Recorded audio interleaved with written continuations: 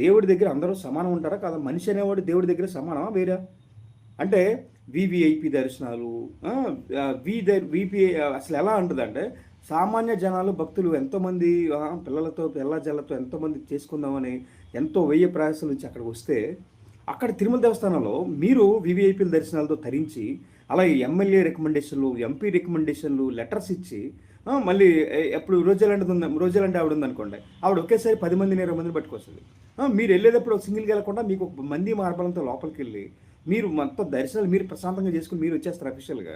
కానీ సామాన్య జనం, సామాన్య భక్తులు ఎంత నరకం అనిపిస్తున్నారండి. టికెట్ల రూపంలో మరి హిందూ దేవాలయాల్లో ఎక్కడైనా సరే టికెట్లు ఇస్తేనే దర్శనం అన్నారండి. ఇప్పుడు ఉచిత దర్శనం పెట్టారు, మరి 300 రూపాయల టికెట్లు, 500 రూపాయల టికెట్లు, 10,000, 5,000 ఎందుకంటే ఆ డబ్బులు ఎందుకంటే మరి అప్పుడు అందరూ హుండీలు వేస్తున్నారు కదా, దేవుడికి ఆదాయం వస్తుందని ఉంది కదా. ఇప్పటిది కాదు కదా, చరిత్రలో ఉంది కదా దానికి, వెంకటేశ్వర టెంపుల్కి. నువ్వే చెప్తున్నావు